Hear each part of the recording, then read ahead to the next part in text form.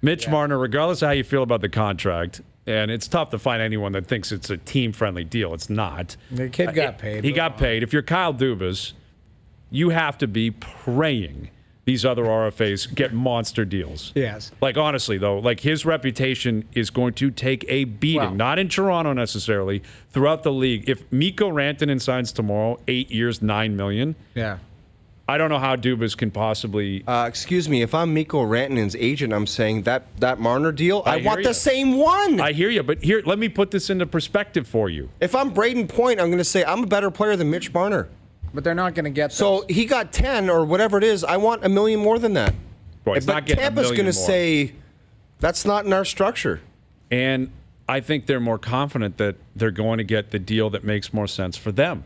Like the Leafs, it has become evident there's some insecurities there. They obviously have been through some tough, negotiations, to say it lightly. Like that kid in Calgary, why does he deserve 1 cent less than Mitch Marner? Matthew Tkachuk? Yeah. Different player.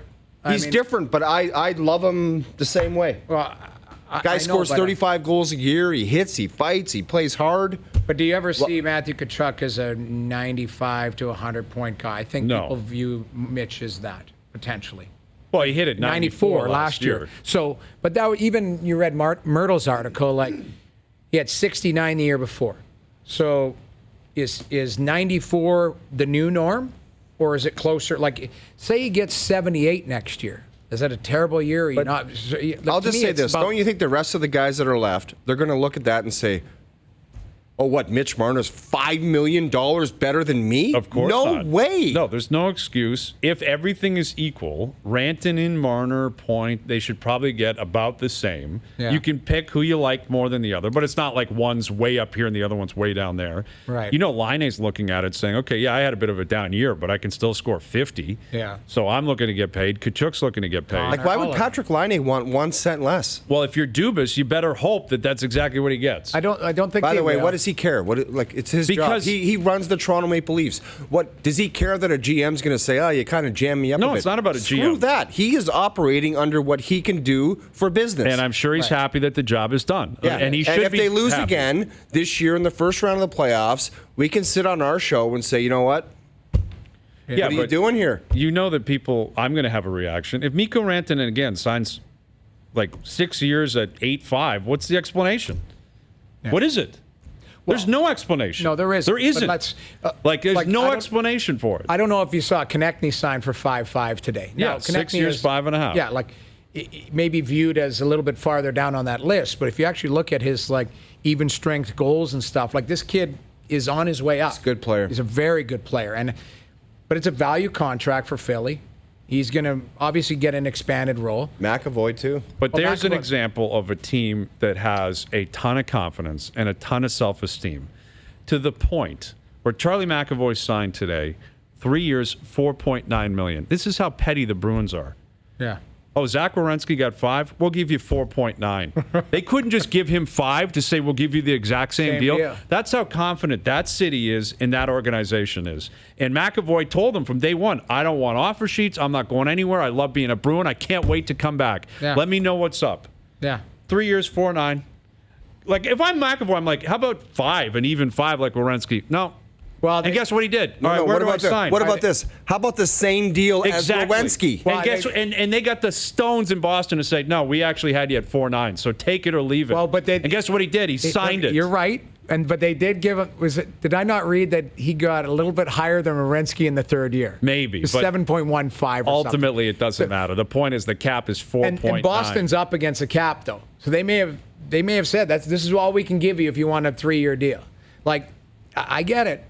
Right now, the Leafs, I think we're bitching about they're cap compliant. We started the show saying they're cap compliant. And taking yourself out of overpaying depth guys or older guys isn't the worst thing in the world. You're paying the right players, yes. and they can justify that. I can. Eventually, losing good players because you overpaid, that can cause you problems. That's a challenge, but I think more. And that's going to happen more. Well, your head is going to explode if Rantanen but that's the signs truth.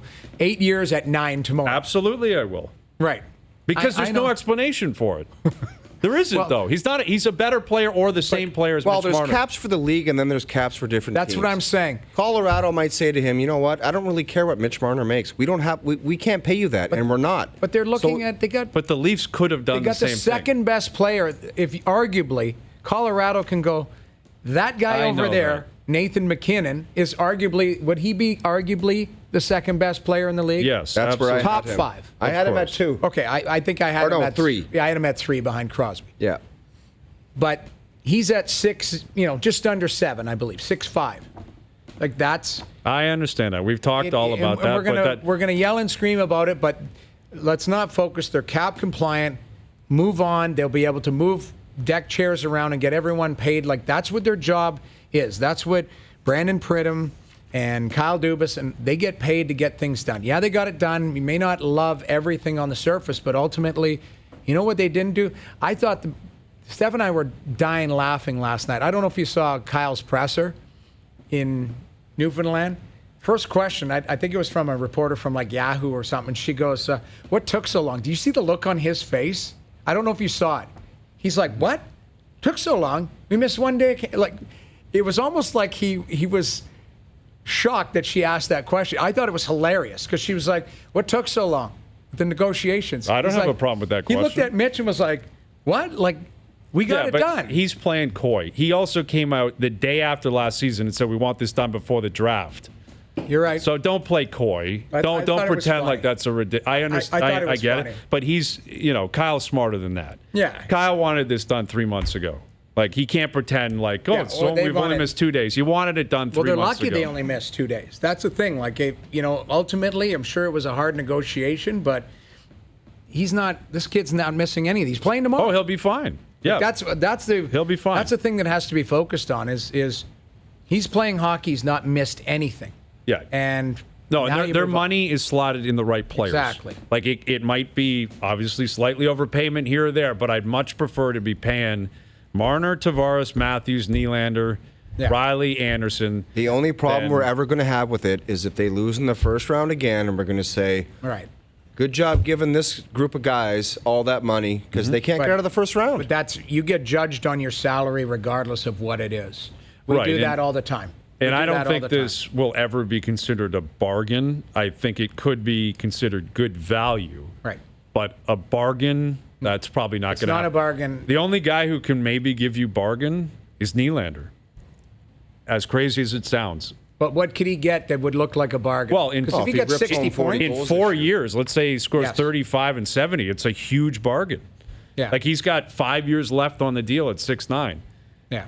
6 years at almost 11. I don't think we're going to get there in a cap world or other players being paid where you say, wow, they're only paying this guy 11. Yeah, like he's 14. Marner, Matthews. They're not going to be today's Scheifele, McKinnon, Barkov. No, or like, not even close. It's just, it can't happen. But to me, Nylander's looks like a bargain if he gets 80 points, not 60, because that's what Nikolai Ehlers and all those guys. But I'm not saying this year. I'm saying in 4 years. Correct. When, guys that are putting up 50 points are getting paid 7.5. Right, with the inflation. Exactly, because it keeps going up. You might. I could see us. I think we will be in a position where it just looks different. He's got 70 points at 6'9", but at 10'9", at 11'6", I don't think you can get there. Right, it does. Unless you blow the doors off it with cups and all that, then the money doesn't even matter in the end.